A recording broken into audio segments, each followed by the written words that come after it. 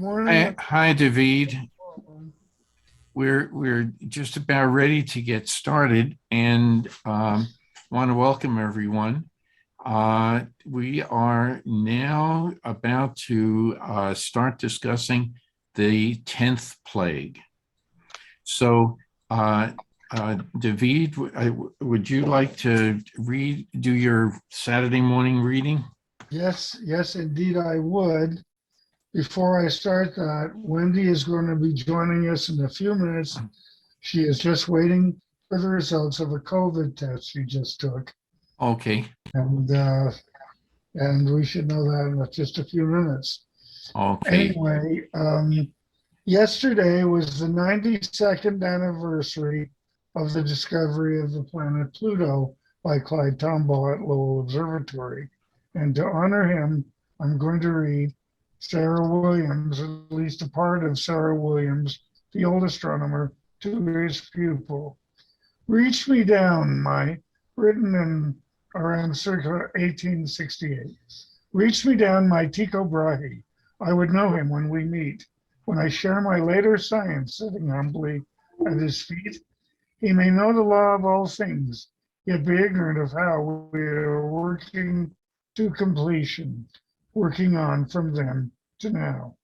You may tell that German college that their honor comes too late, but they must not weigh repentance on the grisly savant's fate.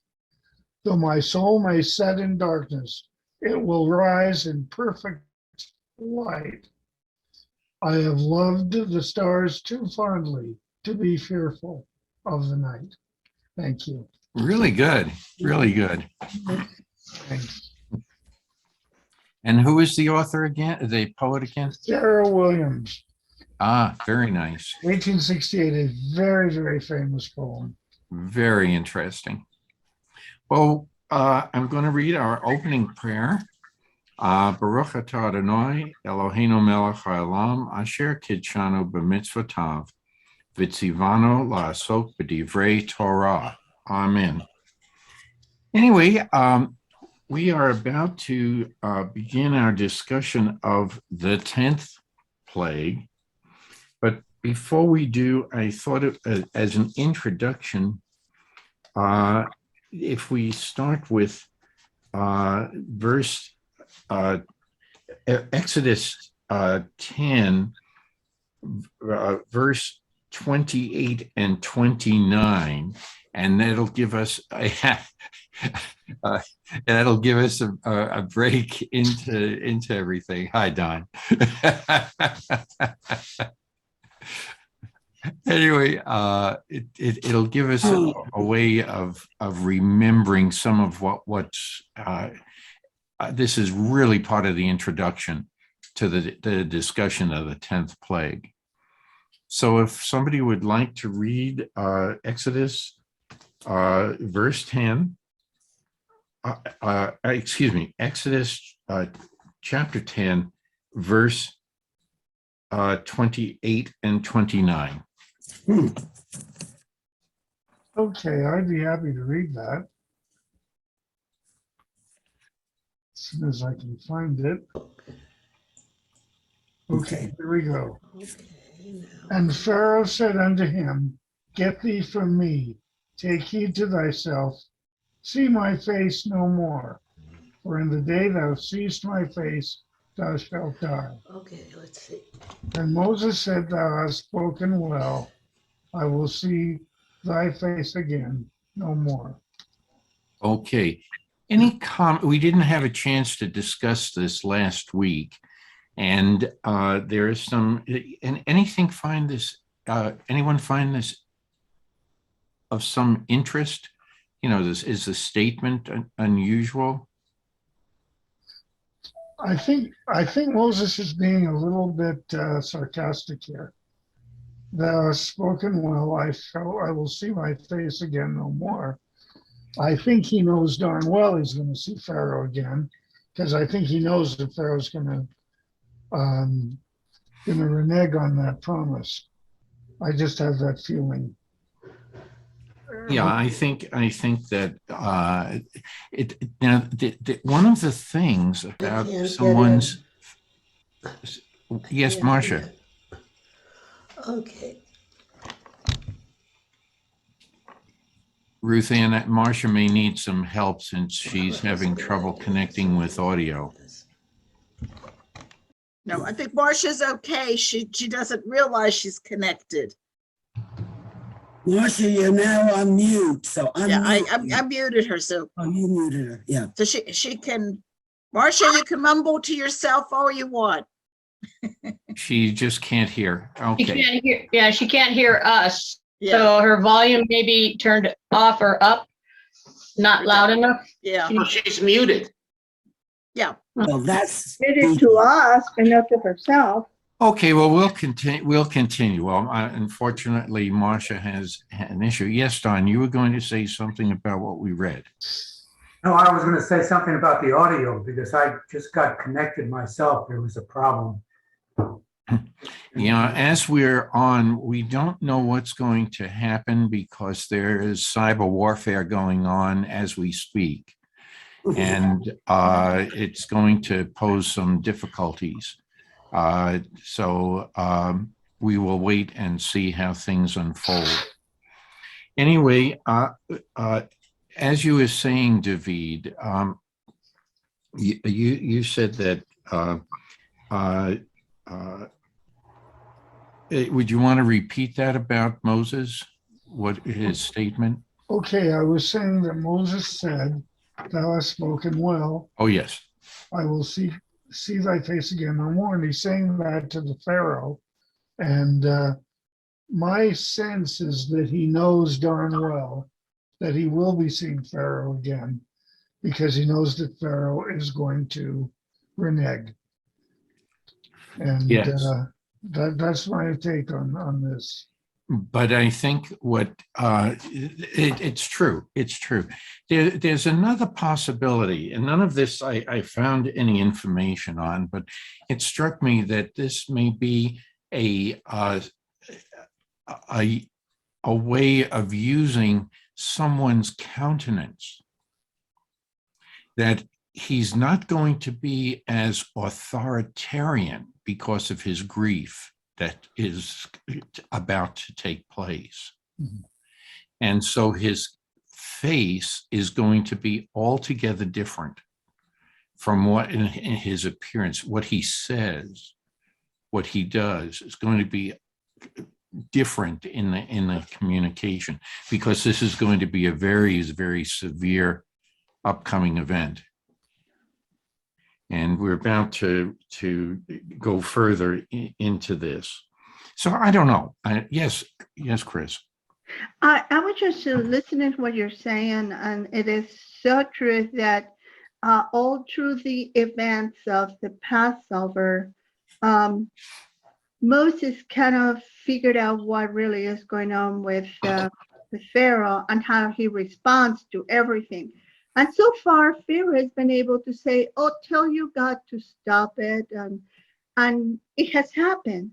So he has no idea what is coming, and definitely this is going to be it. So I agree with you. He doesn't really know what he's going to be encountering. Yeah, but he probably thinks he can get out of it like he has so far. I appreciate that, but there may be another viewpoint. Yes, Don. Yeah, I've been spending the last 2 weeks really digging into this because I was really upset by what I learned about God pulling Pharaoh's string and preventing him from giving in. So I can imagine Pharaoh saying, "All right, enough already." But every time I start to agree, something stops me from letting the Israelites go. I don't know what it is. So he has no choice. And the more I dug into this, and this is where I'll give you a chance to put the duct tape over my mouth. But what I've actually concluded is that what we're reading here is possibly the source of all anti-Semitism, because there are millions of Egyptians who are going to die in these plagues. Not just Egyptians, but others as well. And the Israelites are going to come out unscathed, at least until they get into the desert. So they're basically saying we're not only going to take credit for having destroyed most of Egypt and the people and their livestock and their children, firstborn, we're going to celebrate it every year at a Seder. I can't tell you how much this is upsetting me, but Okay. it just never occurred to me before. So okay. Oh, you just moved on my screen. Okay. Don, that's good. I'm going to let Grace and then Larry speak. Good morning, everyone. Thank you, Margaret. So it just dawned on me, and I'm no scholar, but here's what I'm thinking. So Pharaoh is aware that the odds may be against him and his sect of people. He also may be feeling, okay, who are the Israelites that their God deity is so willing to trample our people and put them in a different category? Because we've always tried to be good to them. We've always, given them their area, their land, and shared the grain. And, so we've all been accepting of them. Why can't we all coexist? Now, I'm not saying Pharaoh's a good guy, but he's feeling less than adequate at this point. And they're realizing that, they have such odds against one another and their faith and religious beliefs that something's dominating, going to change the whole process. So that's just kind of what I'm picking up in, the beginning of the first Seder, and, the taking away the lives and all, and nobody wins in war, is my opinion. There's just, it just doesn't Okay. exist. Thank you. That's it. Thank you. Larry, Okay, I'd like to add commentaries from two different books. First, please, because there is a little bit. Yeah, okay. This is the final squaring off between these adversaries. No further negotiations are possible, and the scene has now been set for the unleashing of the terrible last plague. That's from Alton. Now I Right. want to give you from Cloud. He has some words on this too. Yes. Go ahead, Larry. Okay. In his negotiations with Pharaoh, Moses was ever ready to intercede. He never reviles the ruler nor transgresses the limits of courtesy towards the king. Yet he never falters nor compromises. Throughout, the dignified bearing is with Moses, the meanness and shame with Pharaoh, who begins by insulting him, goes on to impose on him, and ends by an ignominious surrender to be followed by treachery and abject defeat on the shores of the Red Sea. That's by Chadwick. Okay. That adds perspective. Yes, it does. Please, Don. One more They haven't thing. answered your question. Oh, I know you. That's okay. I'll start off with, I always start with the premise that the Torah study is for moral erudition. So I'm always trying to dig out what it means more. So I have no doubt that these plagues actually occurred in history. Therefore, if the story is built around that fact, then Pharaoh could not have let the Israelites go before the last plague. Otherwise, history would have been violated. So, Okay. so that's one way I see it. And I have been, I've been all around the block. I've Martin Buber had a lot to say about this, and Robert Lifton wrote about Buber and tried to compare the plagues of the Exodus with the bombs on Hiroshima and Nagasaki, how uniquely devastating they were to a mass population, and how they changed everything that changed thereafter. But now I'm going too far afield. But I just wanted to say that I see that if I accept that these events actually happened, which I do, then the story had to prevent Pharaoh from stopping them by giving in. Okay.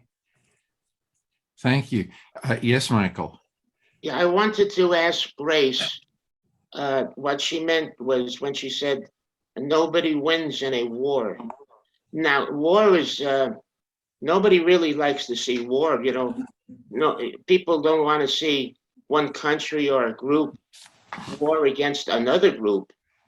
But throughout history, the way I see it, that times you have no choice unless you are a pacifist and you don't, and you know that death is certain. You just go like sheep. You don't, you know, nobody likes violence, but when somebody perpetrates violence on someone else, an individual, a country, whatever, you have to, in my estimation, you've got to fight it. You can't just lie down. So I'm not sure if I understand what was meant by nobody, there's no winner in a war. Both sides suffer. Both sides suffer. You know, in any type of mass conflict, because I've lived through it, everybody suffers. And that's all I'm saying is there's going to be, you know, the Egyptians are going to suffer. There's going to be Israelites that are going to suffer because they've coexisted for quite a while, even with a ruler, you know, and, you know, the hierarchy of Pharaoh's people or Egyptians, however you want to look at it. They're not Hebrews yet. They're Israelites, but they're practicing, you know, they're learning who they are. The Hebrews are learning who they are at this point, and they're learning that their God is the ultimate creator of the universe. And at this point, you know, they're trying to help everybody see how powerful God is, even Pharaoh. And Pharaoh's just not there yet. And, you know, but when you enter into that engagement of, you know, spite and hatefulness and, you know, well, we'll just, you know, fight you to the very end, who wins? You know, because at some point, both parties are going to have losses. That's all I'm saying is that, you know, there's no other way for me to see it. You know, The Israelites suffered under Pharaoh for years, you know, for a long time, and that had to stop. That's what I'm saying. I understand the premise. I'm not saying that I agree that, you know, Pharaoh should do this or should do that. I'm not saying that. What I'm saying is that there's losses on both sides. There's losses on both sides. And, you know, isn't it in our godliness, don't we want peace amongst the nations? Isn't that what God is helping us to see and understand? It is that, you know, we as Jews or Christians or Catholic or whatever faith you want to recognize for yourself, is that there should be peacefulness, respect, you know, respect your fellow human, be a Mitch, right? So respect your fellow human. And, you know, if they do something wrong, then let's fix it. Let's compromise. So let's see what we can do to fix it. And I realize that, you know, this is the beginning of the 10th plague. The commentary is kind of unclear about what it says, but I heard, I think it was Martin, declare that, you know, it's the last time you're going to see me in a calm. I think he's saying this is the last time we're going to, you know, be able to have a reasonable conversation together. From here on out, it's going to be really different between Pharaoh and Moshe. So that, my main point in that is saying is that in war, there's severe loss, whether it's emotional, physical, financial, there's just severe loss on both sides. Okay, I was going to wait for a response that may have come up. We people say, why would God be so harsh in treating Pharaoh?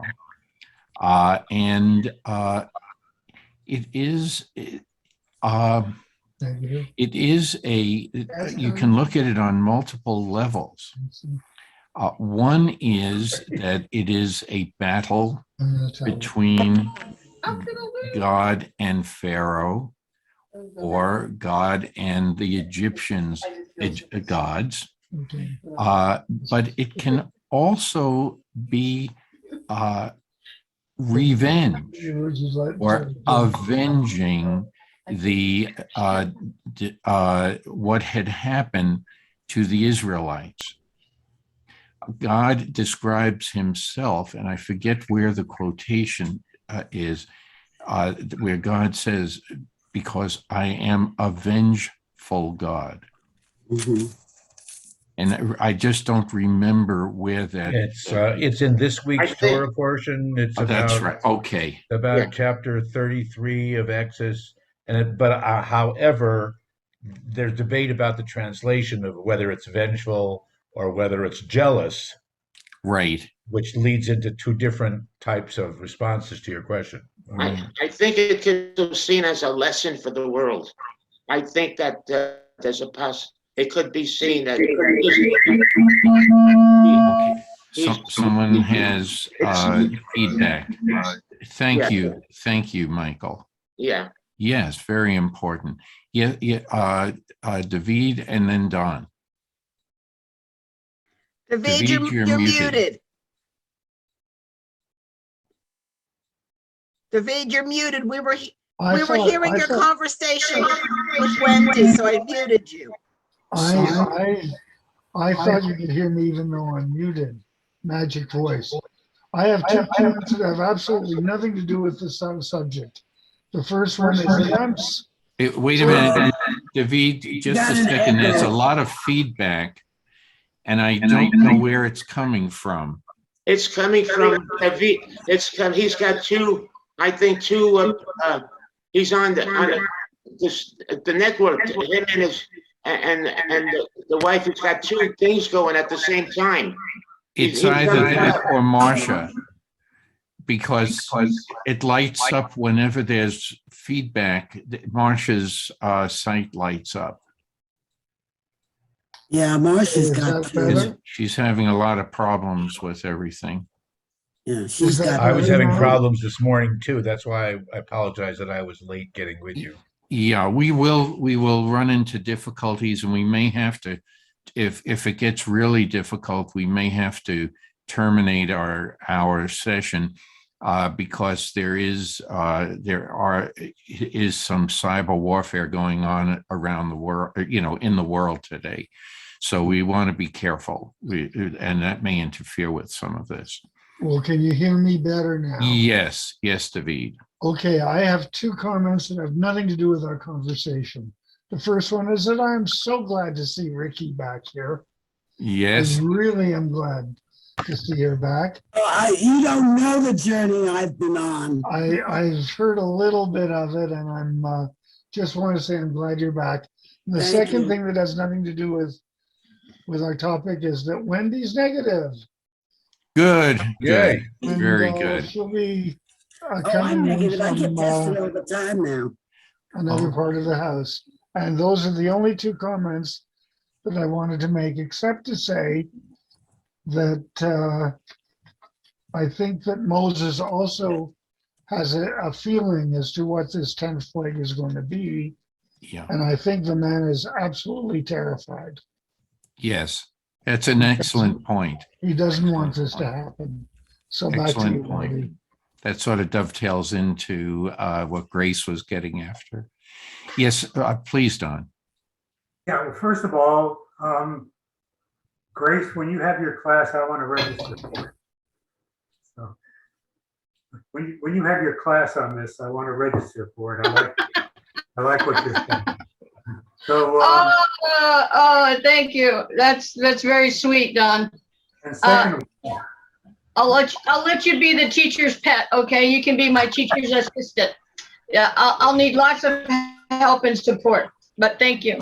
okay, I'll bring the hamantash. But then the second point is thinking back to when the Israelites first entered into Egypt. Joseph got his family down from Canaan because everybody was starving and there was a great famine. And I remember when Jacob said to Pharaoh, "We are your servants." They had nothing. And then so there wasn't as steep a decline from that point to deeper servitude. To the, I don't know what, from servants to slave is not a steep slope. And so that occurred over a couple of centuries anyway, or at least, after Jacob died and Joseph died. It probably wasn't the full 400 years, maybe like 200 years to the point of the Exodus. So I don't think we can quite put us back to that point in time when Pharaoh was a god and people just were in total obedience, mindless obedience to him. They just made bricks, they built pyramids. That's the way it went. But coming a long way around to my point is that these catastrophic events happen.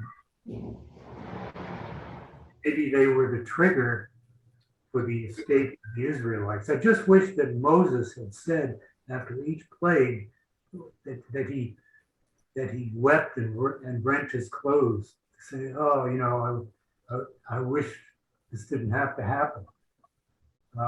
Maybe he felt that. Well, you can't know that from the text, but these were horrific things. And they affected not just the Pharaoh, but affected millions of Egyptians. So I guess the whole thing makes me just feel sad. I mean, we see what's happening. We know it's inevitable, but we're not feeling any remorse from Moses or Aaron. They're just going with the flow here. All right. There's commentary to the contrary, Don. But there is commentary that's part of the Passover service, and it comes up a little later in the discussion. Well, we'll discuss that in another month or two. Okay, I read the whole Haggadah last night in preparation again, just to see if I could find a reference, and I must have missed it. But I'll look forward to anything I can get. Okay. Anyway, why don't, David, if you would please start with verse 1. Of chapter 11, verse 1. Yes. Vaydaber Adonai al Moshe la'emor. Yet one plague more will I bring upon Pharaoh and upon Egypt. Afterwards he will let you go hence. When he shall let you go, he shall surely thrust you out hence altogether. Speak now in the ears of the people, and let them ask every man of his neighbor, and every woman of her neighbor, jewels of silver and jewels of gold. And the Lord gave the people favor in the sight of the Egyptians. Moreover, this man Moses, and there is a book that I have called This Man Moses. Moreover, this man Moses was very great in the land of Egypt, in the sight of Pharaoh's servants and in the sight of the people. Okay. Any comments?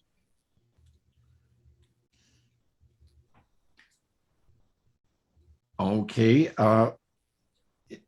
Do we just take this for granted?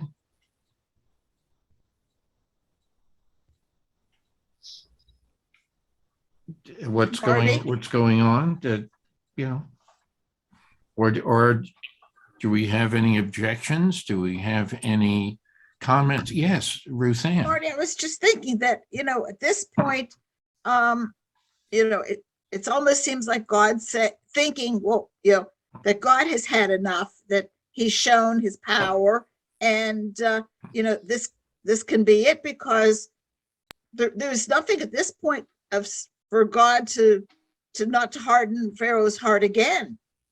I mean, if he had something else in mind after this, and it seems like from what it's saying that it was only Pharaoh whose heart was being hardened.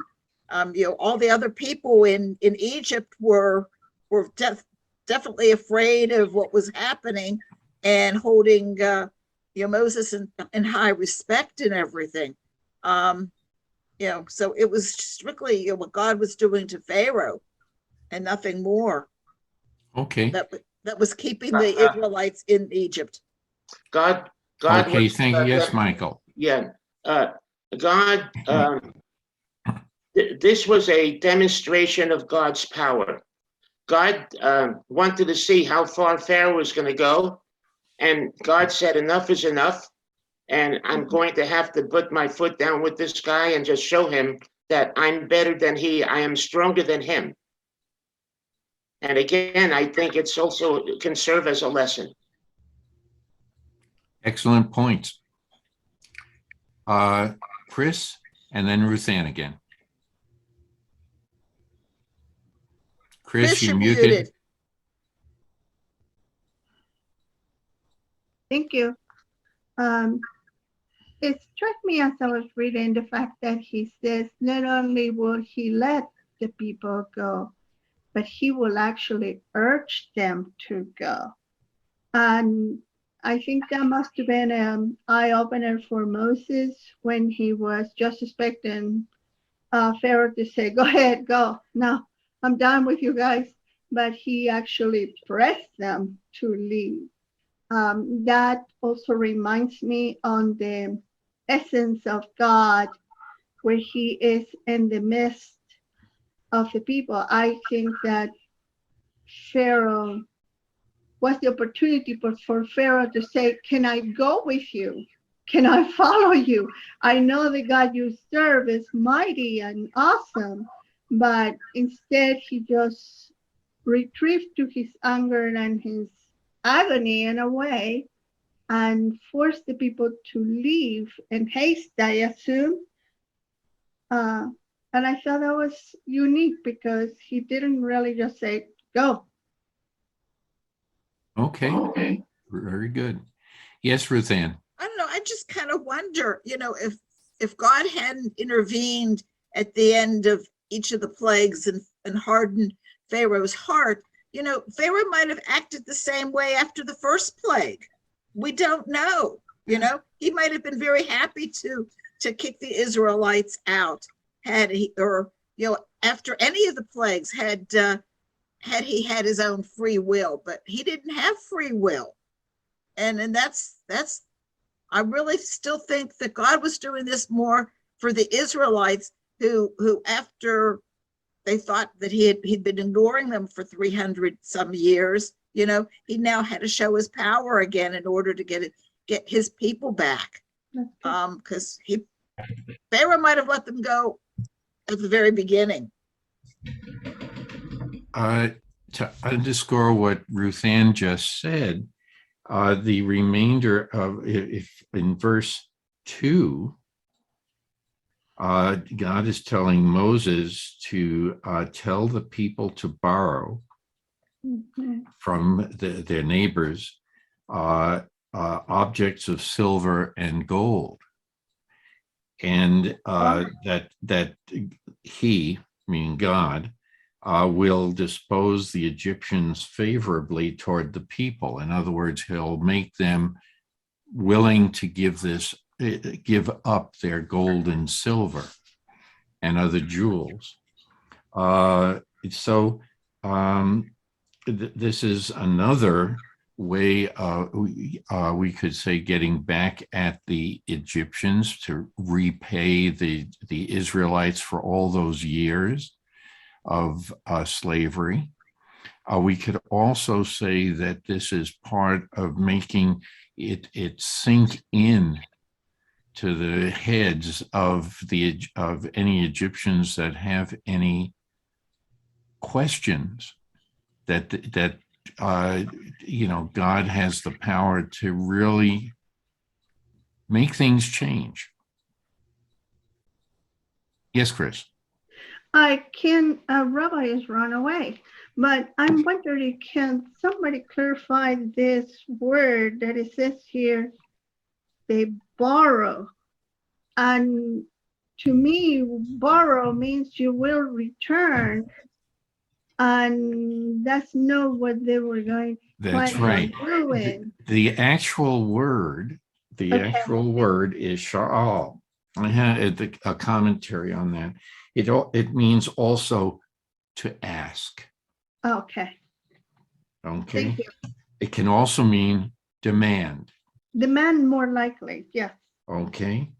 And so it as opposed to just borrowing it and returning it after you're finished using it. What's interesting is the example here in Plout says, think of it like borrowing a match. Right. What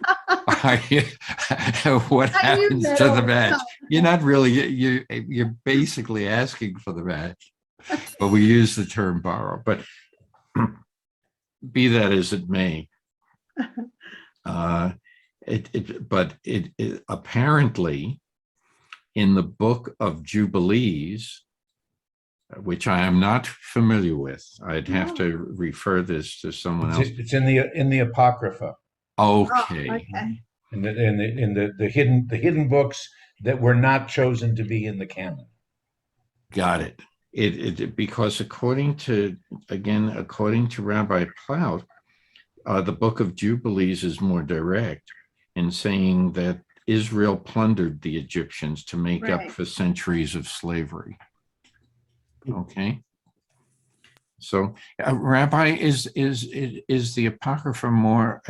Are parts of it a commentary, or is it just a slightly different use of the words and more the latter?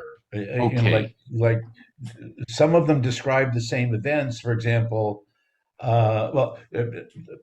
people might be familiar with the book of Judith or the book there's a book of Lilith, things like that tell the same story but with a different approach, emphasis, different agenda to the writing. But then similarly, there was an agenda of the Masoretes who decided what would be in the canon. Which interpretation was going to be the kosher one, so to speak. Okay. This has been part of the discussion over the centuries about was the what was who was the overall editor or a group of people, and indeed during the history there have been different groups that have gotten together from time to time and to change wording just a little bit or things like that. And I think it's fairly interesting. This brings, yes, well, Don. it's like I mentioned last night, some of you may have been tuning in or seeing it, like, for example, Josephus, and that's not Apocrypha, but that's a contemporaneous collection of the history. Josephus doesn't even include the golden calf story. Right. When he talks about the children of Israel wandering through the desert, it's as if it didn't exist or didn't happen. So take your pick. Yes, Don. Yeah, I have the Apocrypha here, and it's fascinating to read. I just pulled mine too. Yeah. The Ethiopian Bible as well, which was kind of startling. But coming back to that verse, there were maybe, what, 1 million Israelites in Egypt at the time, and maybe 2-3 million Egyptians, almost all of whom were day laborers. So I'm wondering how many could have had jewels of silver and jewels of gold to share out. I mean, pretty limited source of supply there. I have no idea. Nothing is stated, and I'm not familiar with any archaeologists' findings to say yay or nay. Remember, there are a lot of grave robbers in the Middle East. Yeah, I see this. I think, Marty, if I may say, that what God is doing here is pay attention. Pay attention to what's coming for the Jews. The Torah in itself, this is the beginning, so to speak, and it's setting up for the Jewish people how to live their lives.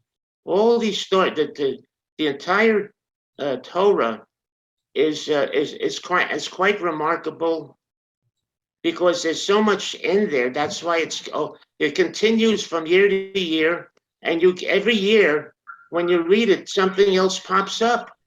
Of course. And so it's something that doesn't end. It continues with the way one lives a life, and to pay attention to me. Pay attention. I'm the one who delivered you. I'm the one that delivered punishment. I delivered you from that punishment. And so I think it's all about pay attention to what's coming. That's just a personal thought I had. Good idea. Good one. Yes, Rabbi. Yeah, well, as Michael is saying, the later literature and certainly the prayer book will equate the importance of the Exodus from Egypt and God bringing the Israelites out with I forget what word Michael used, but with the outstretched arm, with power, with might. That becomes equated with creation of the world. Mhm. Those are the two most important events, even more important than Sinai. So that's a correct interpretation. Going back to the thing about the how much gold and silver, we don't know how much gold and silver that people may have had, whether it's borrowing, demanding, asking, requesting, et cetera, et cetera, et cetera. But when those objects are requested by Aaron and Bezalel and Oholiab to build the tabernacle, there was more than enough that was necessary. Right. Yeah, so we really we don't know how much at all. At least more plenty. than a golden calf worth. Mhm. On top Right. of that, Well, this is you're right, and it's Yeah. after the gold that was Right. used for the golden calf. But that was only the men. That was only Right. the men's jewelry, not the women. The women didn't give up their jewelry for whatever reason. So there's more to this discussion, which I would like to hold off until we finish with the entire series of plagues and so forth. Okay. And some of you, I'm just going to preempt. I know Gail isn't here, but some of you have Friedman's book, and in there he goes over the different potential authors of the Bible as we read it, and we don't have to discuss it now. But if you look at that, I'm sure it's going to show up in his book. Okay, and we'll come back to that. Thank you, Marty. Okay, you're welcome. So, is there anyone else who would like to read? Going once, twice. David, you're still on. I can read. Okay. I'm here. Oh, welcome, Ricky, please. Yeah, I'm alive and well. Okay, starting with verse 4. 11, Oh, four. while Yeah, Ricky is 4. looking for that, No, Uh, I got it. Like I just happened to have it over to that side. I well, was getting my apocrypha out on this side. okay. That's why Before we do that, what about Mhm. the idea that says in the verse 3, the second sentence there, moreover, Moses himself was much esteemed in the land of Egypt, among Pharaoh's courtiers and among the people. Any comments there? Yes, Grace. Thank you. Yeah, that verse 3 has been rattling my brain. I don't see, my faithful assistant has dropped off the screen. Dawn is not there. But anyway, all of a sudden, they're like, oh, Moses, you're our savior now. Your people are so well esteemed by your God. They're willing to almost bow down and just, we'll give you our firstborn, our gold, our jewelry, whatever you need to make your journey, right? So they're now sort of, perhaps they're perplexed as to where they stand in the whole realm of the world. That's my feeling. I don't know how close I am. Like I've mentioned before, I'm not a scholar by any means, but it's quite a perplexing statement, because God told him, you go and you do this. And then all of a sudden they're holding Moses high in esteem. His enemy they're holding him in high esteem. So I need some feedback on that myself, but that's a big turn. That's a big, the Egyptians have been beat up pretty severely by God, and now they're like, well, maybe we made a mistake. How can we make this better for ourselves? Because we know that Moses and the people of Israel are going to leave. So, okay. Yes, David. One of the things that has always concerned me is that in those days, if someone goes up to Pharaoh and so much as looks at him the wrong way, Pharaoh's going to put him to death. Except when it comes to Moses. And it says in this, the man Moses was very great in the land of Egypt. And apparently all of Pharaoh's court knows it, that this is no ordinary person. And they're afraid of him. They respect him enormously. And Pharaoh is not going to put Moses to death like he would almost anybody else. Excellent point. Thank you. Excellent point. Yes, Chris. And then Suzanne. Chris, you're muted again. Here we go. Thank you. I was just reading and I'm seeing that the Lord is also showing compassion to the people, to the Egyptians, not so much to Pharaoh. I think he realizes that Pharaoh is the opponent, but the people are really not at fault of whatever Pharaoh's decision has been made. So when he's showing compassion and allowing them to give freely to the Hebrews, to their possessions, I think that's something that they are aware that God is their God, and many of them will attach to the people because they began to see the power of the mighty God among the Egyptians, among the Hebrews.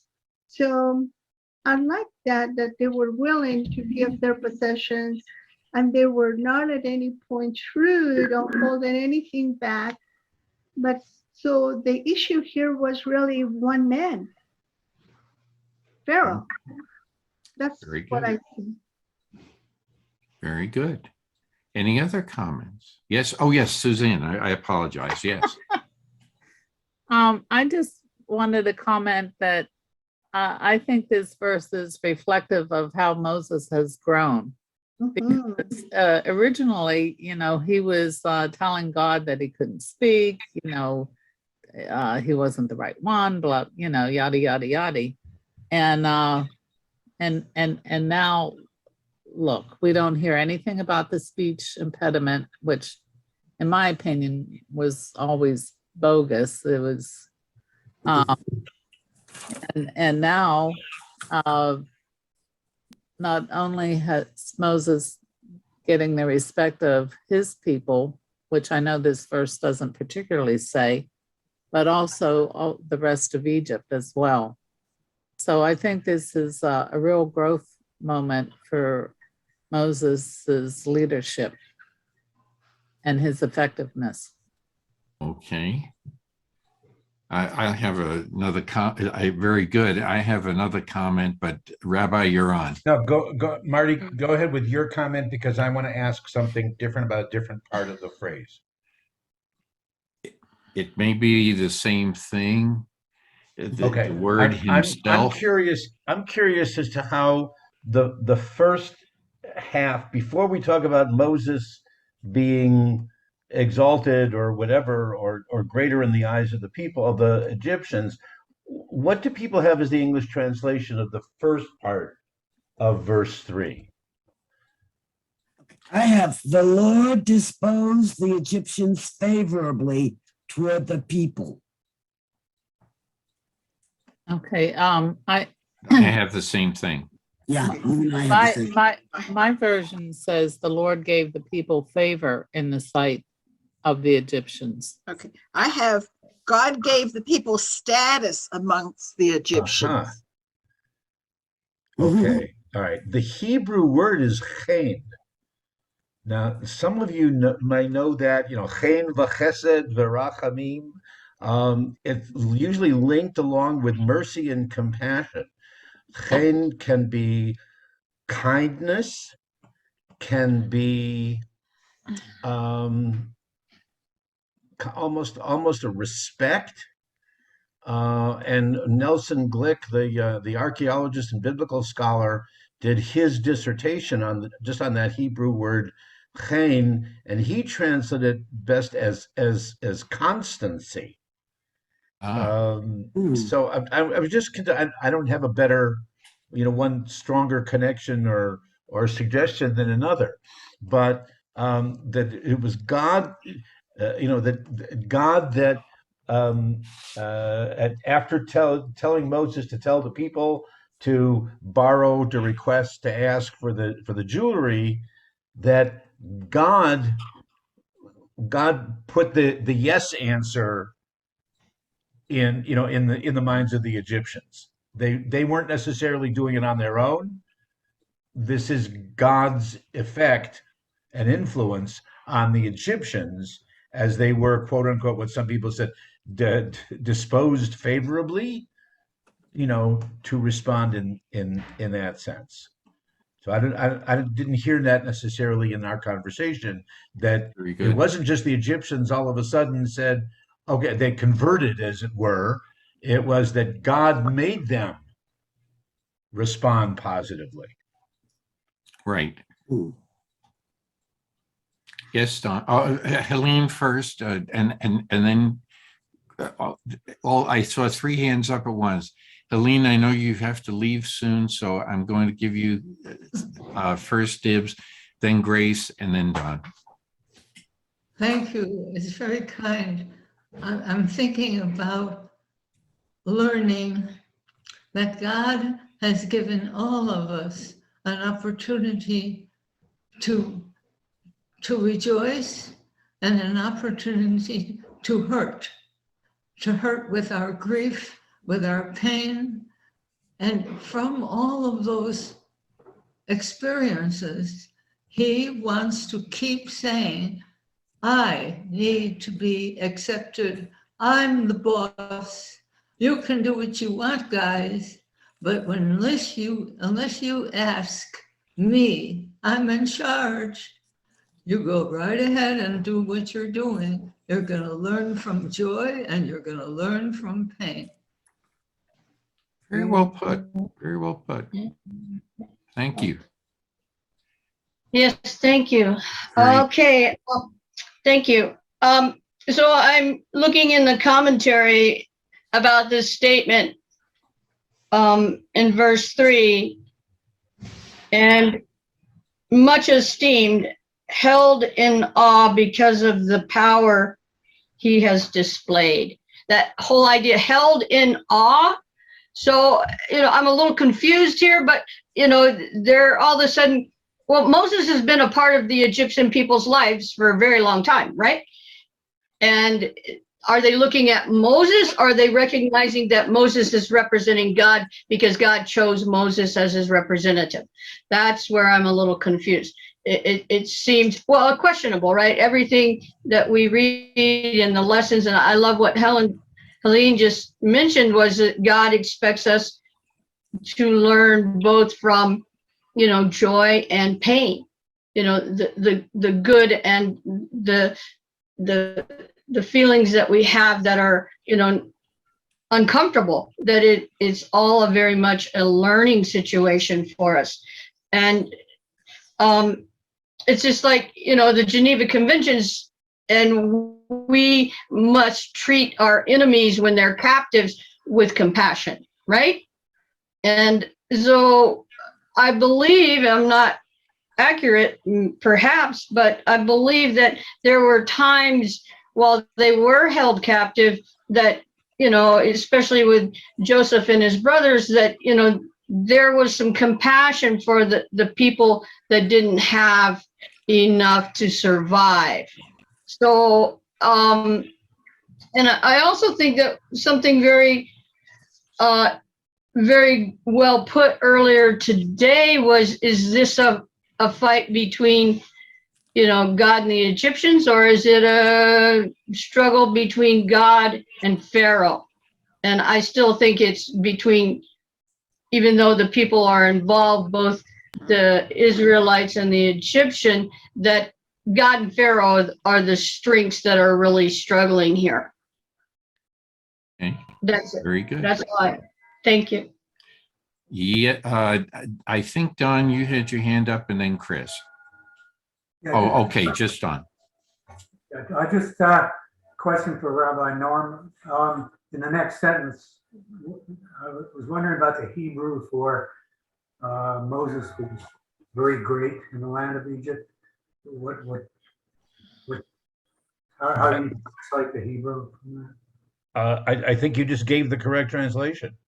Gadol. Most of us know the Hebrew word gadol is, large, big, great, and gadol ma'od. Right. And it's an adjective. It doesn't imply any kind of activity on his part. But it's obviously it's linked together to the first part of the sentence, that that the Egyptians were disposed favorably towards the Israelites and towards Moses also, because he was seen as being so great in the and described as such by Pharaoh's servants and by all the people. Okay, well, he's certainly powerful because he's killing so many people, but I just wondered if there was any nuance on that. Not not in what we call the pshat, not in the the literal translation. No. Okay, thank you. Okay, yes, Marcia.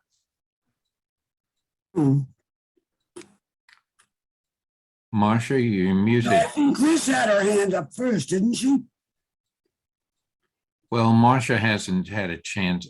Okay. Let me let her go. You're the boss. Marcia, you're muted. Marcia. I did it. Okay, now you're sorry, speaking. I might have caused all that rumpus before. I could not get the computer to go on. I just played with all the plugs and I got it going. So maybe they didn't like what I was doing. Okay, one of the main points of the account of the sign that God is all powerful God rules heaven and earth and all therein, including the Egyptians. Each biblical reference to this episode underscores that Egyptians' willingness gave their belongings to the Israelites as a result of God's interference, meaning that the silver and gold was not plundered. But this person, God, went into everything. And that's why they favored him, thinking that perhaps this is really their God. Okay, very good. There was somebody who mentioned they wanted to say something before. Who was it? After Marcia. I had given her the floor, and I forget who it was that wanted to speak before. Okay. I thought it was Grace, but I thought it was Chris. Was it Grace? Did you? No, I thought it was No. Chris. Okay. No. I was pointing out to Masha that she was muted. Okay. But no. I figured Okay. it was my fault.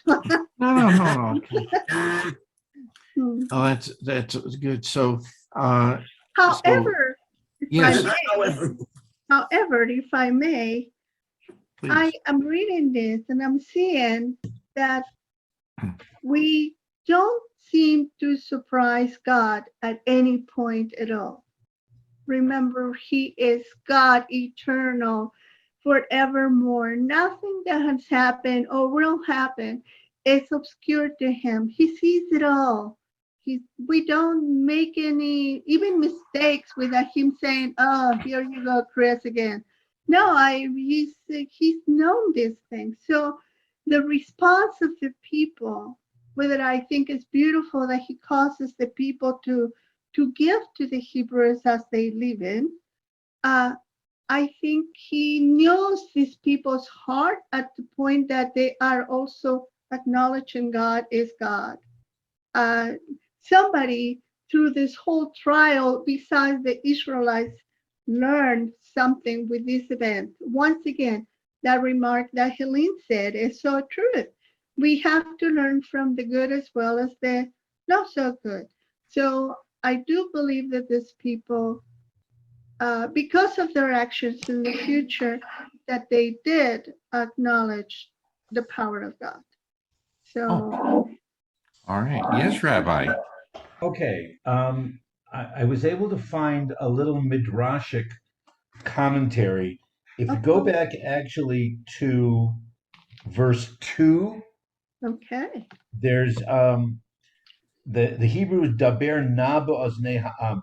The word na means please. It's an entreaty. Okay. Mhm. So and the question that the midrash is asking, is God saying to Moses, please go to the Egyptians, or is God saying to Moses, ask pleasantly of the Egyptians? So that's one of the things that the midrash and the commentaries focus on. And then there's one that I found that it says the word "na" implies entreaty. Thus, the Holy One said to Moses, "I beg you, go and say to Israel, please ask the Egyptians for objects of silver and objects of gold, so that Abraham, right, our patriarch Abraham, when he hears the story up in heaven, should not complain when Abraham quotes God's promise to Abraham that after, quote, in Genesis 15:14, after they shall come out with great substance. And Abraham would complain to God that you didn't fulfill that promise. Interesting. Okay? The Israelites replied to Moses, if only we ourselves could get out. That's all that we want. Their reply may be illustrated by the story of a man in prison who was told, tomorrow you will be released from prison and be given plenty of money. The man replied, "Please, just let me go free today. I will ask for nothing more." That is a good draft. Good, yes. Does sustenance always have to be something physical? Can you repeat, Marty? Does sustenance have to always be something physical? No. Explain. Well, I think it's more important your spiritual substance than your physical substance. Without God, there's no hope. With God, you accomplish everything that He will allow you to accomplish, or that you will set up to accomplish. So in other words, this can be a slightly different interpretation. It doesn't have to be food. Yeah. Okay, it doesn't have to be material Not things. at all. It can be spiritual. Mhm. And so let's I be would different. add a lot more emotional sustenance. Well, friendship. I mean, that's where I Right, get. sure. Sure. You know, there's just nature. I get sustenance with Right. that. You know, you can Yeah, push yeah, I back. agree with you. I agree Yeah. with you, Ricky. Mhm. Yeah, there's just so many avenues for sustenance to Yes. fill me. Right. Yes. Yes, Don. But again, I Oh, still okay. think that, I'm sorry, Marty, I Go still ahead. believe that your spiritual life is far more important than anything else you may Yes. have or attain in life. That's where I was referring more so, not that just the only two, but I agree with you.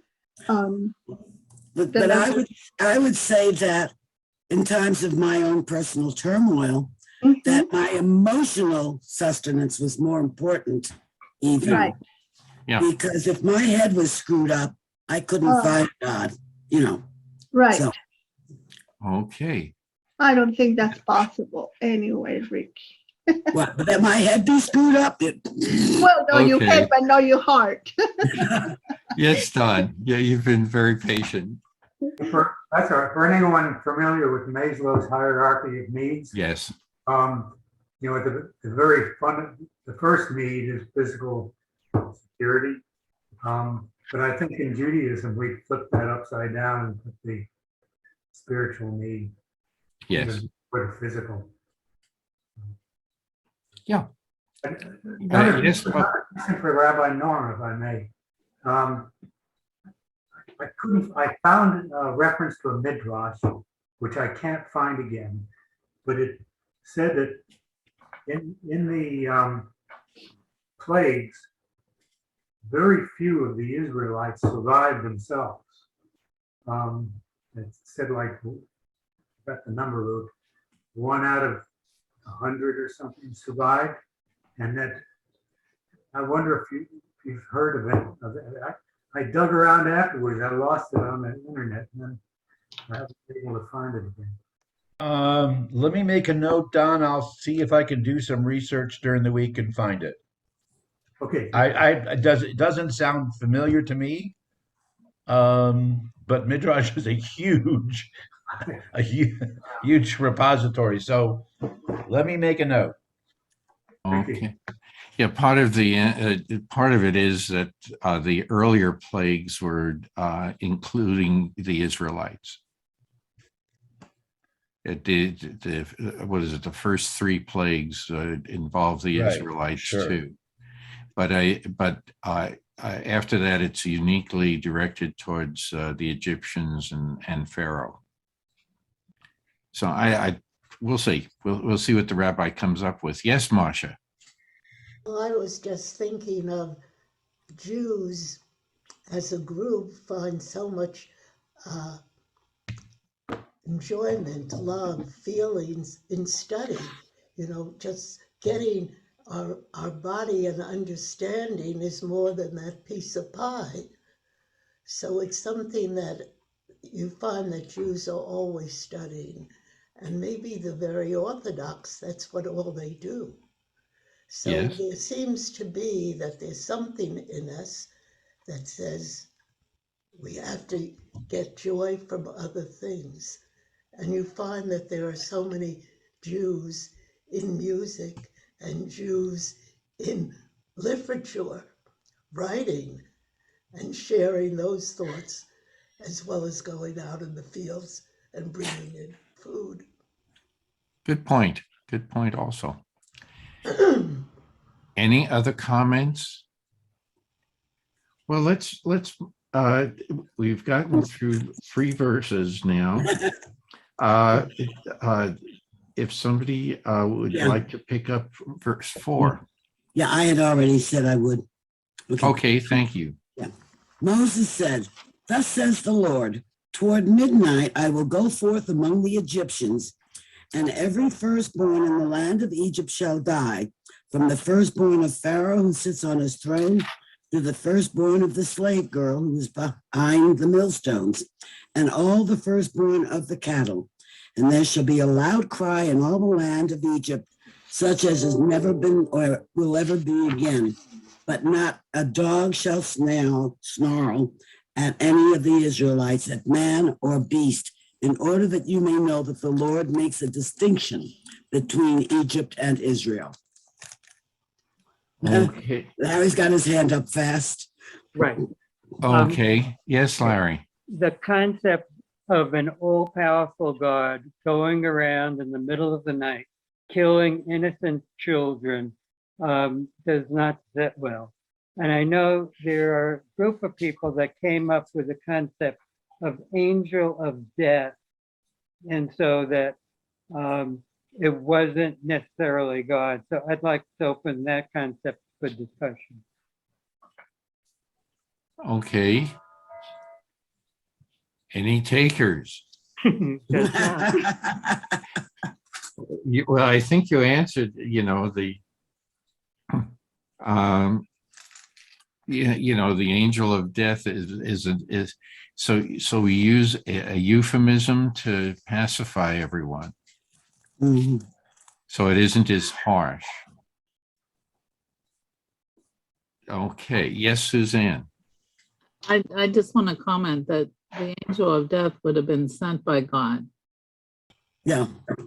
Okay. from the heavenly realm. It just, But wouldn't God have given his angels, what do we say? Free will, free choice. So maybe it was a renegade angel. no, I don't think. I'm just, I mean, I agree that they have free will, just like we have free will. I mean, all God's creation has free will, but I just think it was an assignment. yeah. Okay. A gruesome assignment, but yet still an assignment. Okay. Very good. Any other? Plout has a little commentary here, and I'd like to see what other people think about it. Even though both mother and child were innocent, the Torah does not treat this as a moral problem, but rather as a realistic situation. Everyone in the country, including the lowliest inhabitants, suffered from the misdeeds of the ruler. Mhm. Any comments about that? Yes, Ricky. I think that gets back to what Grace brought up earlier, that in war, both sides suffer.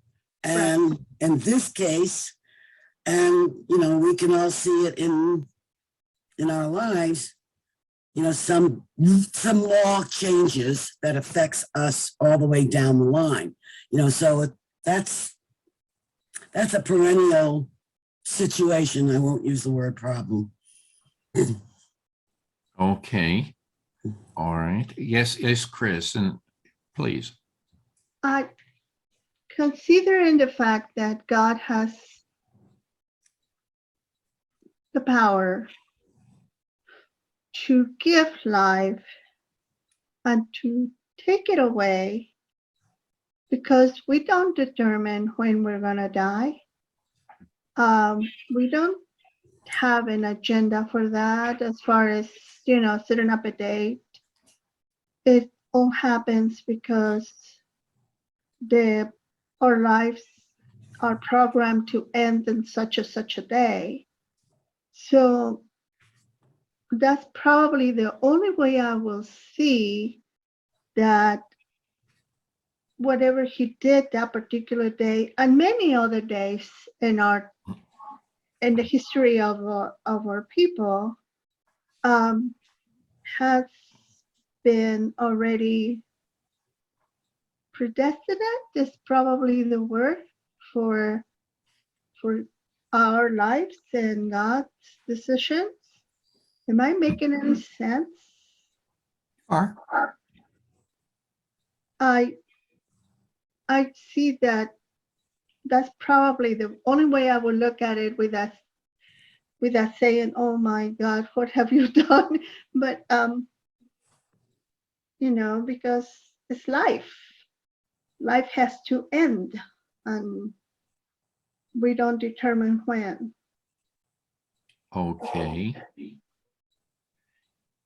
So is this final plague just for the Egyptians? Well, the way. What else is covered in this firstborn? Go back to verse 3. Excuse me, verse 5. Animals. Verse 5. Verse 5. Yeah. According to the scripture, it is only for the Egyptians, the firstborn. The firstborn of the cattle also. Of cattle and Right. the people, but not for the Hebrews. They were spared. And again, he has chosen that group for himself. So I don't know, maybe I should have kept my mouth shut, huh? No. It's okay. But anyway, it's hard to look at it, as Larry said. It is hard once you focus it on, here it goes in the middle of the night doing this thing. But here goes in the middle of the night on everybody's life to say it's time to come home, or it's time to die, or it's time to be buried, or whatever concept we have about life and death. But Okay. Well, why pick on and mention the firstborn of the slave girl who is behind the millstone? Yeah, that is true. And why the cattle? The firstborn of the cattle. I have the same question as you do. Okay. Yes, Grace.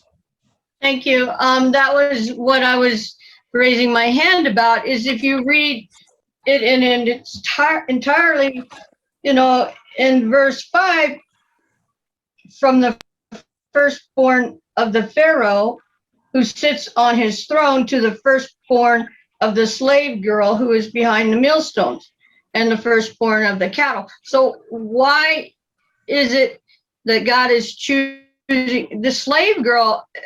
Is that a Egyptian slave, or is that, an Israelite, a Hebrew? So that's where I kind of stopped short and went, what is that trying to tell us? Is that there are going to be losses on both sides, which I, felt like I've said enough about, but there's still that instance again, is that perhaps there are still people who are in doubt of where they belong, if they're really the chosen people of God, or, maybe the slave girl has a child from an Egyptian. I'm not sure. So, I'm looking to get feedback and learn from this. Okay. Larry, and then Rabbi. Walter has a commentary on this. He refers to Kasuto locates the phrase, in quotes, The slave girl behind the millstones. In an Egyptian document, it suggests it has been proverbial in Egypt for the lowest of the low. Yeah, that's Mhm. right. This would be another instance of an authentic touch of Egyptian local color in this narrative. So it really shows the comprehensiveness of this from the highest of the high. And why the cattle? Now, why the cattle? That's half of the equation. because the Egyptians worshipped it. Exactly. Exactly.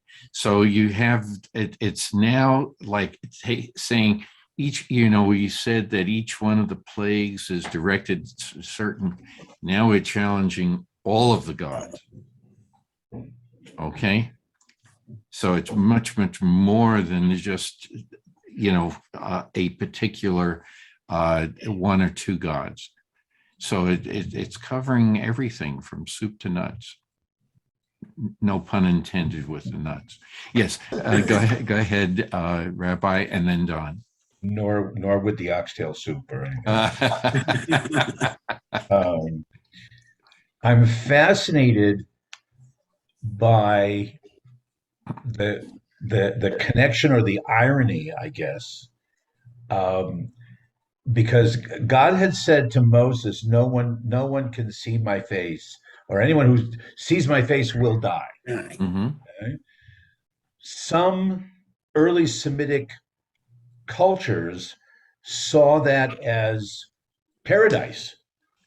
As you see God and you're brought up to heaven, and then so it wasn't necessarily a punishment for the one who saw God or the one who encountered God. It was being raised up to a higher metaphysical level. On the one hand, so here's the God who said to Moses, "You cannot see my face and live."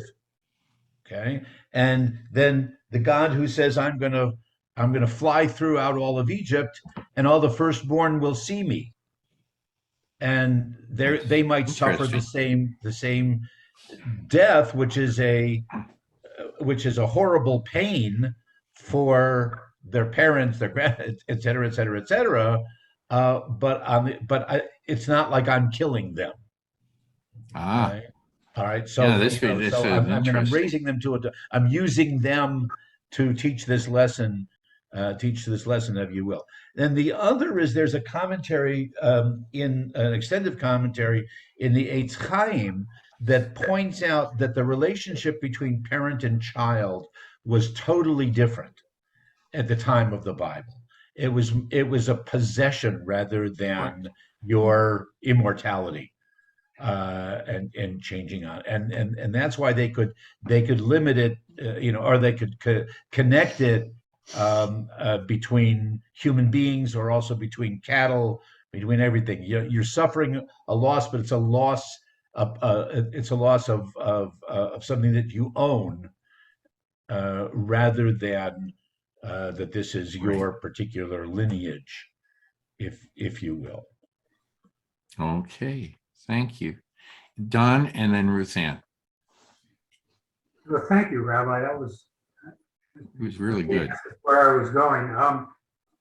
That there's in our day, there's no greater pain than losing a child, and then especially firstborn.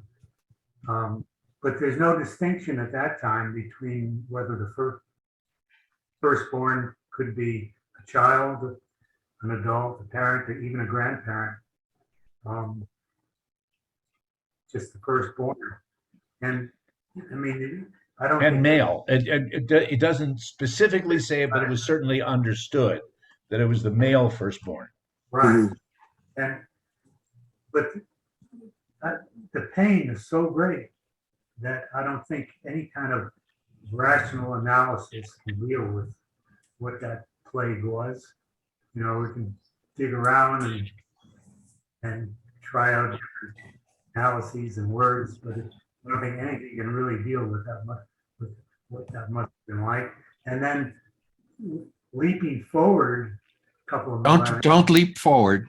don't leap forward, Well, I'm just because that running- takes us away from the present No, discussion. I'm leaping out of the Bible for a second. Okay, let's hold that at that point. Well, no, I gotta finish the thought. 'Cause I Well, was- yeah, but, okay, if you can do it, because we've got a Just whole real bunch of quick. other people who Okay. want to get a word in. Real quick, the Black Plague, the bubonic plague of the 1300s, in which the Jews were accused of poisoning the water, poisoning the wells. I think that may link directly back to the Exodus. Sad to say. Okay. It's an interesting point. Okay, Michael, excuse me, Ruth Ann, Okay, Michael, Okay. and then Ricky. Ricky. I think I A have it. question, okay, Chris. question, okay. And How, Chris. do we have any idea how long the killing of the firstborn sons of the Israelites was done by the Egyptians? Okay, we know Moses was spared, okay, but how long did that occur? I mean, we are still here of a generation where, Moses knew all about it, Miriam knew all about it. I mean, their whole generation, even if their parents were gone, this generation knew how many of their siblings or cousins could have been killed because they were the firstborn.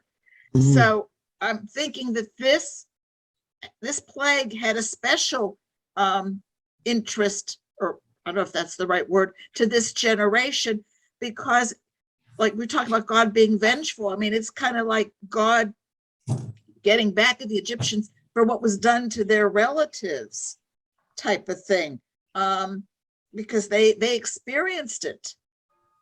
Yes. It's just like, I can't drive a Volkswagen because what the Germans 70 years ago did to my parents.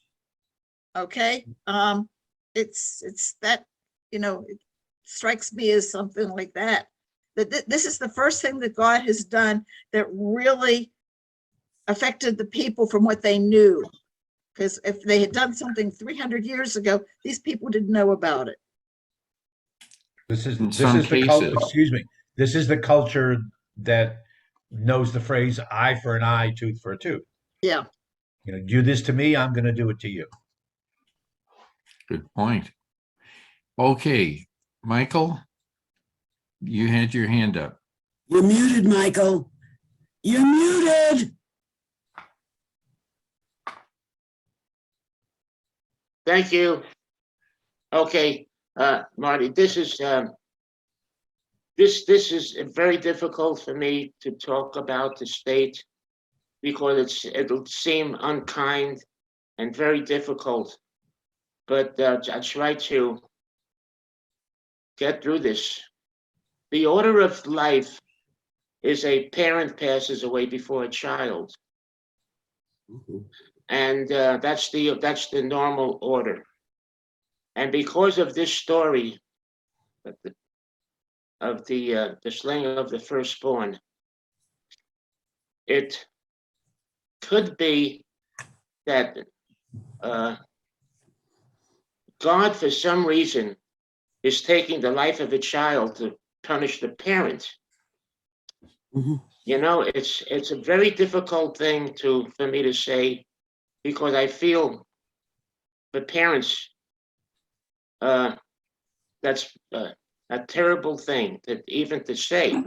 But I'm just speaking my mind. I'm thinking of every possibility that comes from this particular part of the Torah. And so it's like I say, I'm a very sensitive person, and it's not, I don't like saying it, but I'm just bringing it to the, for this possible thought or discussion, Marty.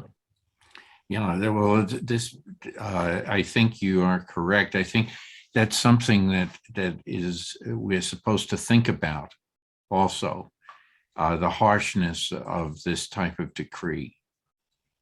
I agree with you, Michael.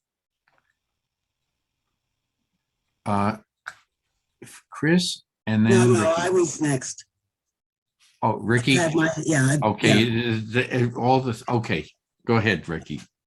Well, I have 3 points, some of which go back quite a ways, but real fast, to what Michael just said, there's a word for if you lose your parents, you're an orphan. If you lose a spouse, you're a widow or widower. But there's no word for a person who loses a child. So it is so out of the ordinary that there's not even a word for it. I mean, I'm technically an orphan. Both my parents have died. But somebody here may be a widow or widower. So, but there's nothing to describe those of us that may have lost a child. All right, then that was one point.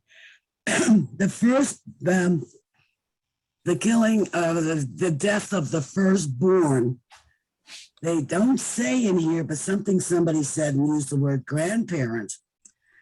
Does that mean that, the grandparents means the son would die, the son, it's not just the current generation. So actually many fathers would die because they were the firstborn, and possibly grandfathers would die because they were the firstborn, and there's probably no great grandfathers around left anyway. So there's that additional layer of who dies in this case. So that's the second point. But going way back to what Rabbi Norm was saying at one point, the see God and die, how it could be interpreted as being something really great, that you get to see God. You'll die and you'll be then in God's presence. Made me think of the word nirvana that most people misinterpret, thinking that, oh, that's a great high, as in a drug high, that's nirvana. But nirvana is really when you've cleaned up all your karma and you get to not have to keep being reincarnated. So, I mean, it's like there also, nirvana is a positive in that you end up in the presence of the Atman or whatever you want to call it. So how people interpret the sentence or the word is also very important. So I never thought of the see God and die in the light that Rabbi brought up, but hey, I'll take it. I'd much rather take that interpretation than see God and die, and be dead. I'd rather see God die and be in his presence. Okay. So those are my 3 points. Very good. Rabbi and then Chris, because Rabbi, I think, wants to answer Chris's statement. Well, yeah, I don't want to get into the see God and die. Okay. There's no indication that was something that was accepted in mainstream Judaism. Right. But it certainly is there in other Semitic cultures of the time. Your question about whether it applies to grandparents and parenting in further generations. The Hebrew word bechor that we translate as the firstborn, parenthetically, is the firstborn young one. Okay. So it would not apply to further to older generations. Well, if your firstborn was 20 or 25, would he be a firstborn young one? Because he's the last generation. I mean, there's no kids. No, not in other words, not having reached adulthood, which probably was puberty in those days. Right. Okay. So the firstborn child who is still a child. Gotcha. Okay. Thank you. Yes, Chris. You're muted, Chris. You're muted. I got it. I heard you. Okay. Thank you. I'm just thinking on the overall picture. Here comes the day where everybody's home, not just one, not two, but everybody in the nation of Mizraim had a loss, one kind of a loss, an animal, a child, or whatever's going on. And I'm wondering, as a nation, as a people, how do they deal with that pain? It's true, Don, that losing your child's got to be the most devastating thing that there is. And it's true that we don't even have a name for the loss of a child as what you are. But thinking of the entire group of people that everybody's home was affected at one point or another with a loss. I wonder if the nation, they gathered together and cry out to somebody for help. It was not the next door neighbors only. You know, you go and you bring food and you care for them and you do the misfits and whatever else we might do. But everybody had one. So how did they responded? What was it? I know that we're not talking about the Egyptians at this point, but I'm talking about humanity, that this is something that they had to acknowledge. It required a lot more out of them than just to cry, but to really think about what happened and how the children went. I would appreciate to believe that maybe they saw the face of God, and being that they are so innocent, so small, they went straight by the hand of God. But the people, as in general, as a group of people, I wonder how they responded, and if that make them look up and cry out to God, or what did they do? I mean, everybody had their own trial at the moment. And I like to think that they learned something with this, or that they cry out to our God for help. And nothing is written, of course. Okay.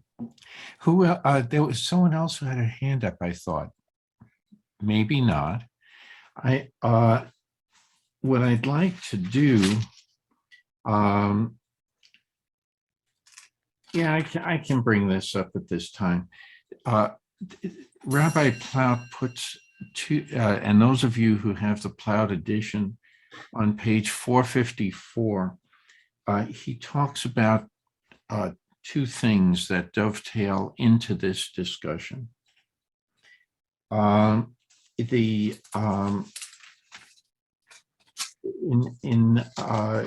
it goes back a little bit, but it says the best teachers.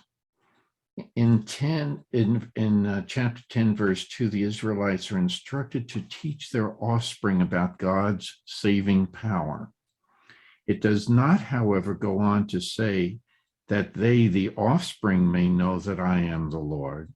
Rather, it says that you may know, you, that is the parents.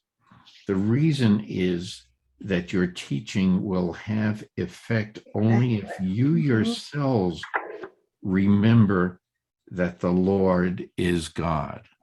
And that's comes from a Hasidic reference. And there's one more that dovetails into our discussion that Ricky brought up. A child is orphaned if he has no parents.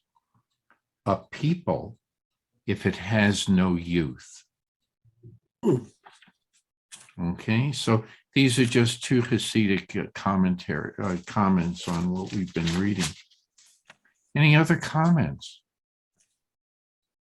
Well, why don't we, what about the fact that no dog will snarl at any of the Israelites? No man or beast will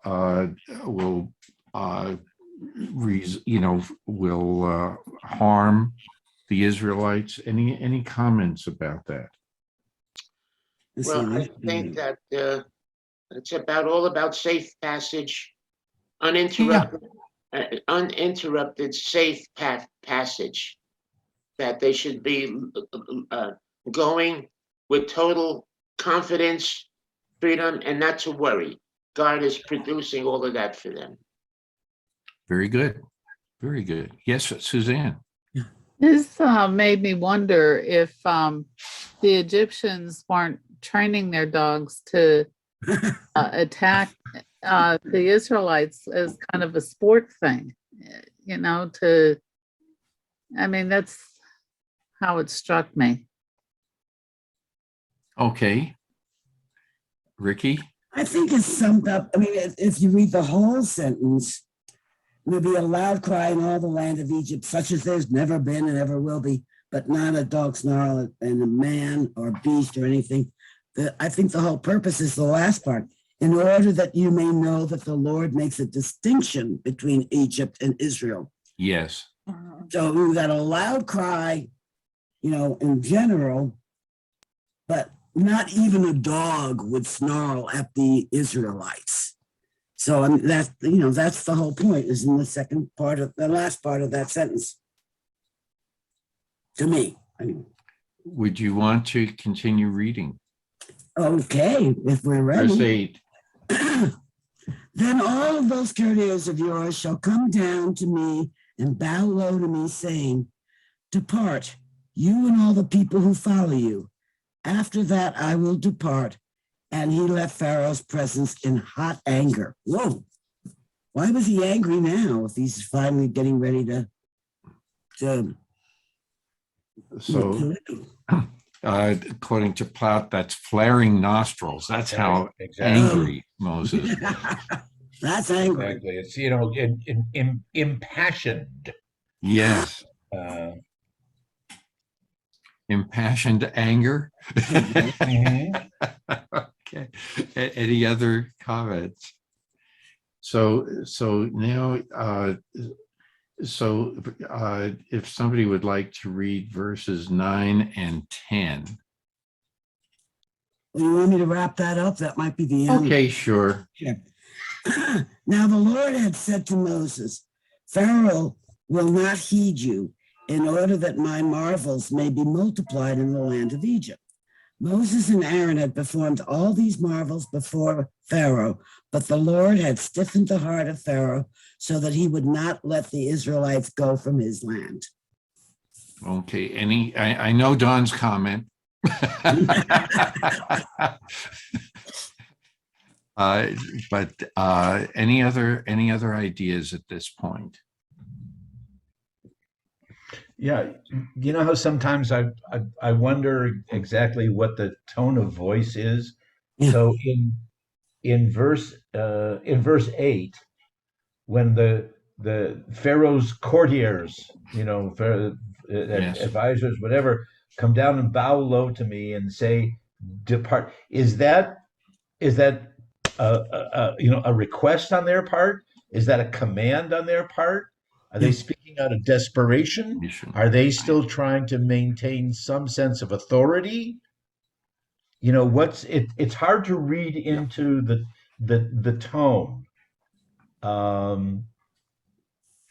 You know, if you know, you get out of here, and because if you leave, everybody will follow you, or we hope let everybody follow you. You know, sometimes I just question exactly what the tone of their voice might have been. You know, especially when it says that Moses left with the flaring nostrils. Right. Was that just because of what the courtiers had said to him? Or was that all referring to the whole sequence of all 10 plagues? Interesting. That's interesting. We could interpret it each way. Because, okay, Rabbi, some of them felt that they still had a chance by getting rid of them. Some of them felt that, oh boy, I'd better concede completely. And some of them said, you know, this is an awesome God. You know, I don't want to have, you know, I don't want to, I just want to survive. I want to get through this. So go.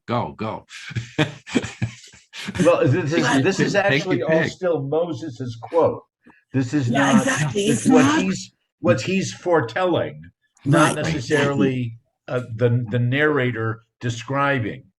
It's going to come up. I think part of that answer will come up right next week. Yeah, but Ricky, go ahead.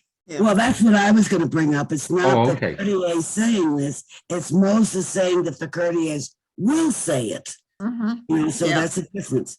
You know, out, damn spot. You know, whatever. Get out of me. Damn it. Get out of my Damn it. face, huh? Damn it. It's two syllables.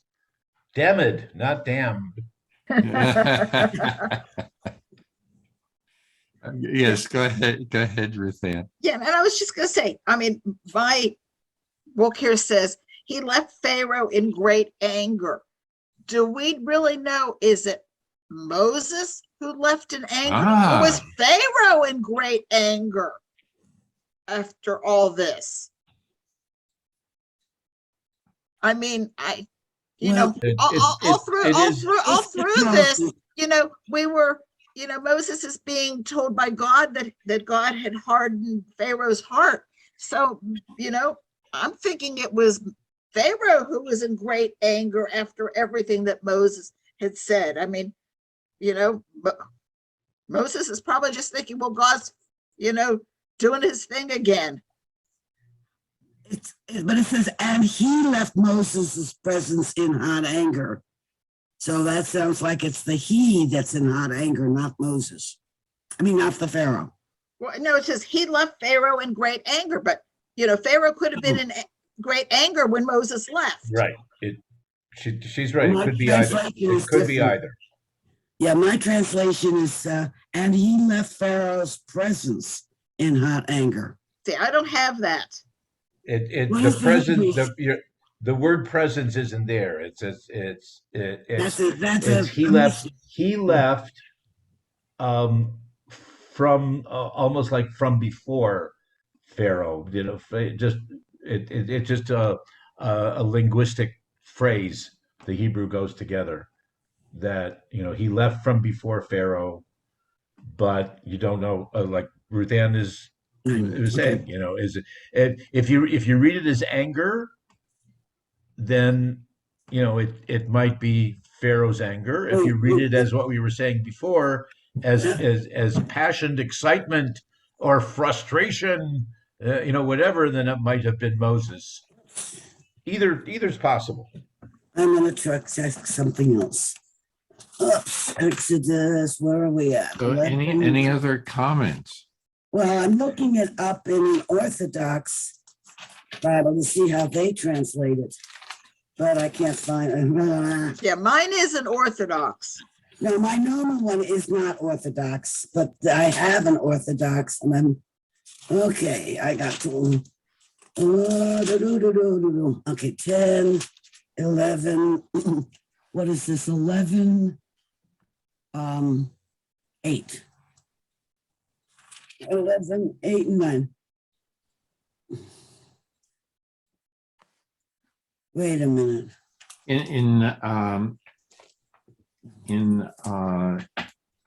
Exodus 11. Marty? In Sarna, he uses different verbiage too. Okay, what's the Sarna? Sarna says the term in anger at Pharaoh's death threat. Right. Oh, I got a burning anger in the Orthodox here, but let me find, you know, it's a translation. I'm just trying to find commentary. Yeah. Go ahead. Once Ricky finds it, I'd like to add a clarification if I could. Sure. I can't find. It's back. Go ahead. 11. Oh, wait a minute. Here.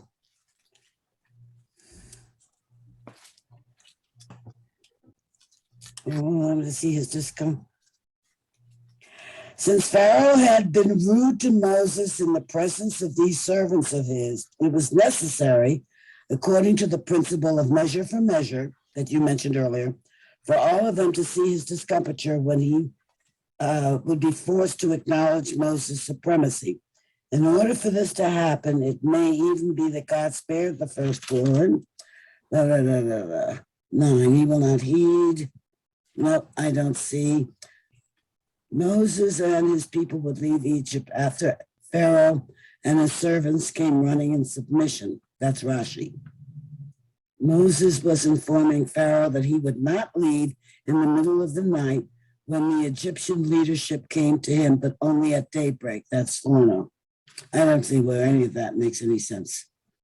But that's what I read there. Okay, that may also pertain to a little later. Yes, Rabbi. Yeah, I just wanted to clarify it. I'm not being hypercritical, but just there's a difference between translation and commentary. Right. I was reading it really isn't correct, and I'm saying it in defense of my Orthodox colleagues. It really isn't correct to say an Orthodox translation. Okay. Because the translations are coming from various levels of scholarship, understanding of linguistics and things like that. And there are just as many in the Orthodox camp who would use quote unquote modern translations as there are who would use King James Version, even though it's identified as a Christian translation. But you might see that in the publication that came from an Orthodox publishing house. Yeah.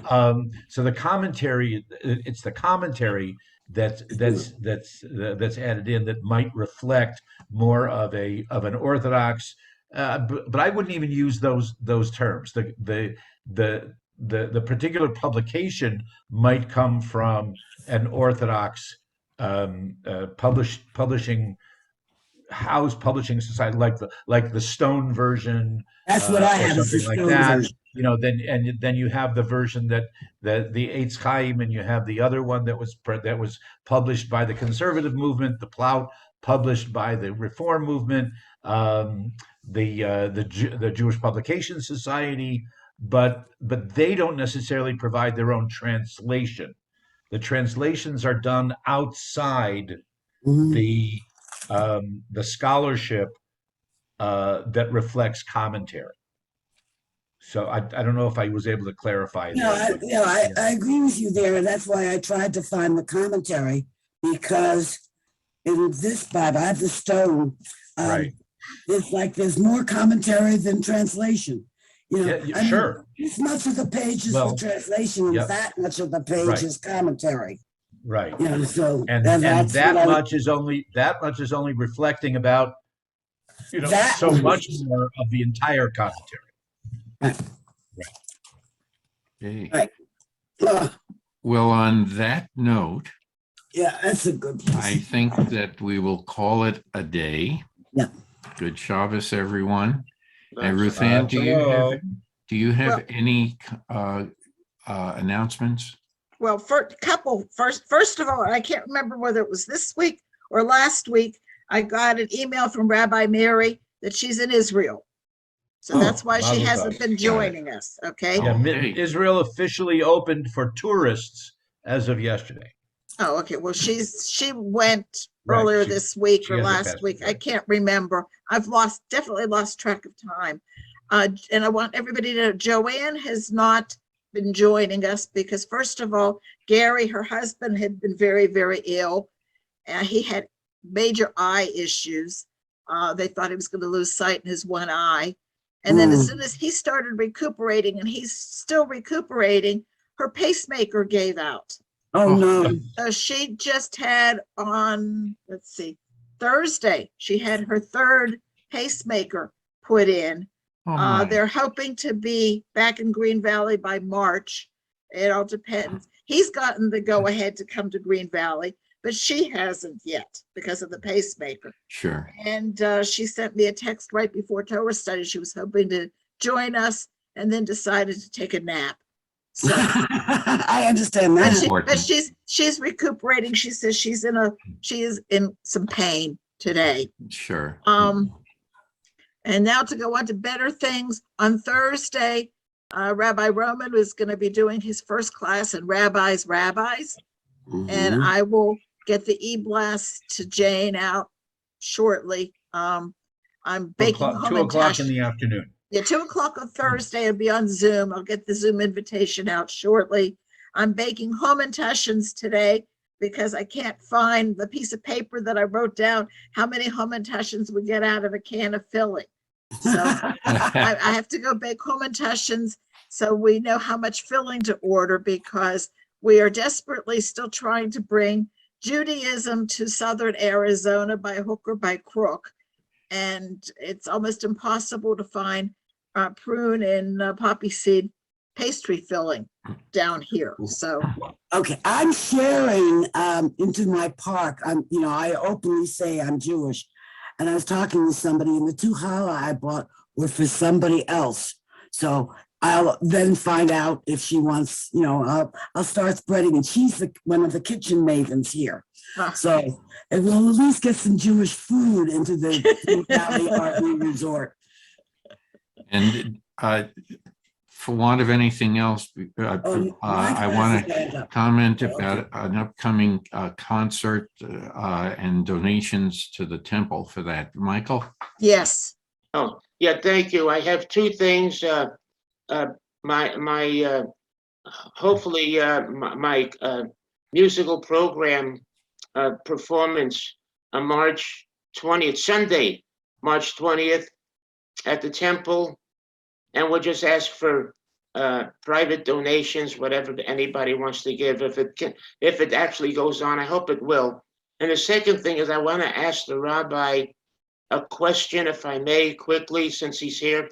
If Rabbi Roman, if you know the Hebrew word for honor. Kavod is what we usually use. Kavod. Kavod. Mm-hmm. Kavod. And the reason I'm mentioning that is that there is literature going around from a hate group that is using that COVID. Yeah. I hadn't heard that. Well, you're hearing it now. Okay. All right. Oh, and in that light, March 3rd, Paul Patterson will be back down to meet with us to help us discuss security at the temple and at noon.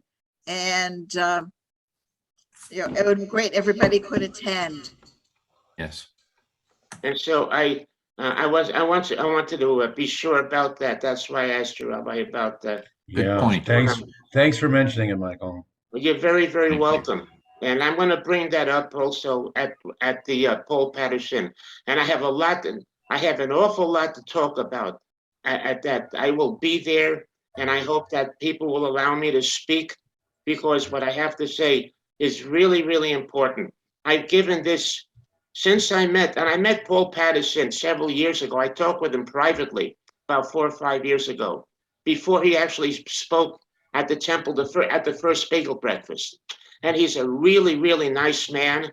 And he is I believe what I said, he is a security and a safety expert. But there's something else that's very, very critical that is not in that flyer that I want to talk about. But I hope that we're all there anyway. And I hope I'm given the time, Marty, to speak about it. It's not up to me. Oh, yes, it is. Up to me either. You have a big voice here. No. I know. Anyway, I know. go ahead, Don, and then we'll finish up. Ruth Ann, down here they think poppy seed is birdshot, so be careful what you put in. I don't eat poppy seed. I don't like it. I want the prune. But we got to order those on eBay. Yeah, I can remember back in Pittsburgh, we just went to the pastry supply store and got it all. Here, if you want Bavarian cream, I know how to get that. If you want Bavarian cream, Hamantaschen's, we can just go to the store and get that, but not poppy seed or prune. I'll vote for chocolate chip. There you go. Oh, that we can do too. Right. Restaurant Shabbat shalom. Take care, everybody. Take care. Talk to you later. But no